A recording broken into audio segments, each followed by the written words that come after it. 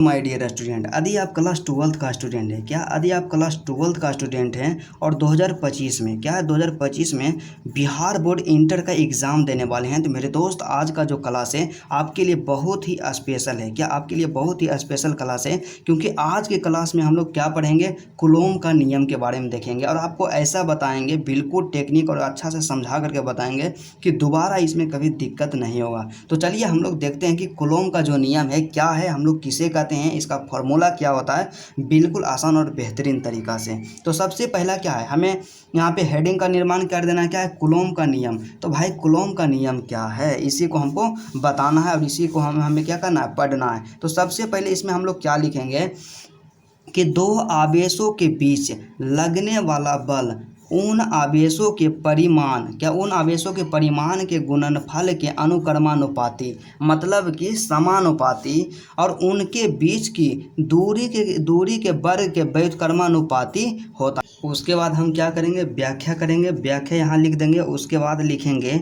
कि माना कि दो आवेश, क्या माना कि दो आवेश, पहला आवेश क्या है, Q1 तथा Q2 है। क्या माना कि दो आवेश Q1 तथा Q2 है और जिनके बीच की दूरी, मतलब यहाँ पे जो दोनों आवेश है Q1 और Q2 है, ये दोनों के बीच का दूरी कितना है, R मान लेंगे, कि R मान लेंगे।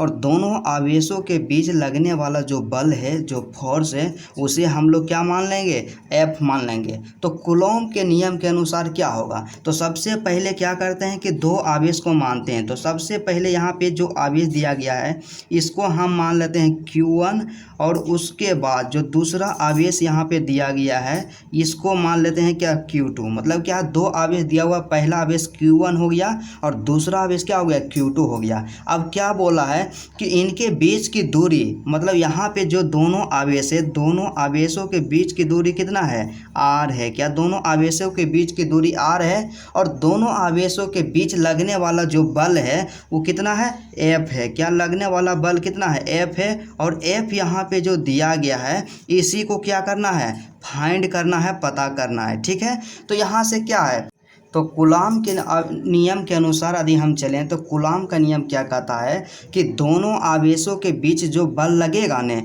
दोनों आवेशों के गुणनफल के समानुपाती होगा। तो इसलिए यहाँ से क्या हो जाएगा, F समानुपाती, क्या F समानुपाती Q1 इंटू क्या हो जाएगा, Q2 हो जाएगा। क्या Q1 इंटू Q2, और इसको हम लोग समीकरण 1 मान लेंगे। क्या करेंगे, इसको समीकरण 1 मान लेंगे।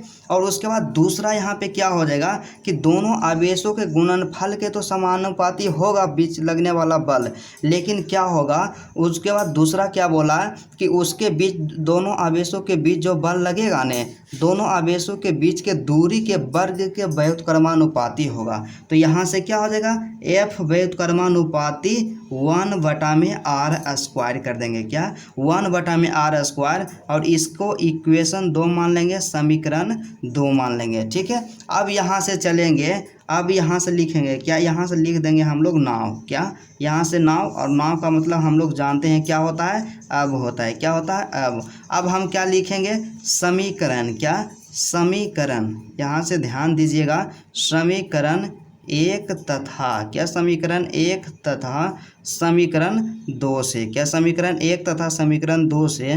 तो क्या हो जाएगा, देखिए एक साइड में है कि F समानुपाती है या व्युत्क्रमानुपाती है, तो यहाँ से हम लोग ये दोनों को एक ही साथ लिख देंगे, समीकरण 1 और 2 से। क्या हो जाएगा, F समानुपाती Q1 इंटू Q2, अब बटा में क्या हो जाएगा, R², क्या बटा में R² हो जाएगा, ठीक है। अब थोड़ा सा हम लोग यदि बढ़िया से यहाँ से ध्यान से देखें तो F जो है ना, F यहाँ पे हो जाएगा। उसके बाद समानुपाती का चिन्ह जब हटेगा तो एक स्थिरांक क्या आएगा, K आएगा, क्या K आएगा। और उसके बाद यहाँ से क्या हो जाएगा, Q1 गुने Q2, अब बटा में क्या हो जाएगा, R² हो जाएगा। क्या R² हो जाएगा। और इसे ही कूलॉम का नियम बोलते हैं। क्या इसे ही कूलॉम का नियम बोलते हैं, और यही है क्या, कूलॉम का नियम। लेकिन यहाँ पे क्या है, एक चीज़ ध्यान रखिएगा, यहाँ पे जो K है, क्या यहाँ पे जो K आया, K क्या है, नियतांक है। क्या है, यहाँ से आप लोग इंडिकेट कर दीजिएगा, K एक क्या है, नियतांक है। और K का जो मान होता है 1/, क्या 1/4 4 पाई एप्सिलॉन नोट, क्या 1/4 पाई एप्सिलॉन नोट। तो इसलिए हम यहाँ से क्या लिख सकते हैं, तो इसलिए लिख सकते हैं कि F बराबर में क्या, F बराबर, तो देखिए यहाँ पे K है और K का मान कितना है 1/4 पाई एप्सिलॉन नोट, तो K के जगह लिख देंगे 1/4 पाई एप्सिलॉन नोट। गुने में क्या हो जाएगा Q1 गुने Q2 हो जाएगा, तो यहाँ से क्या हो जाएगा Q1 और गुने में Q2, अब बटा में क्या है R स्क्वायर, तो यहाँ से हम लोग क्या लिख देंगे R स्क्वायर। और यही हो गया कूलॉम का नियम। तो अक्सर जो यूज किया जाता है कूलॉम के नियम का, जो इक्वेशन जो समीकरण यूज किया जाता है, इसी का यूज किया जाता है, क्या इसी का यूज किया जाता है। और कहीं कहीं पे ई भी दिया हुआ रहता है। और यहाँ से एक चीज़ और याद रखिएगा कि 1/4 पाई एप्सिलॉन नोट, यहाँ से लिख दीजिएगा जहाँ क्या होगा, जहाँ 1/4 पाई एप्सिलॉन नोट बराबर होता है 9 गुने 10 के पावर 9 न्यूटन मीटर स्क्वायर प्रति कूलॉम स्क्वायर, क्या न्यूटन मीटर स्क्वायर प्रति कूलॉम स्क्वायर। और एग्जाम में क्वेश्चन यहाँ से पूछा जाता है कि 1/4 पाई एप्सिलॉन नोट का जो मान होता है कितना होता है। और यदि इस तरह से आप लिखते हैं तो आपको 5 में से 5 अंक ज़रूर दिया जाएगा। तो चलिए आज के क्लास में हम लोग पूरा समझ गए हैं कि कूलॉम का नियम क्या है, उसका इक्वेशन को हम लोग किस तरह से निकालेंगे।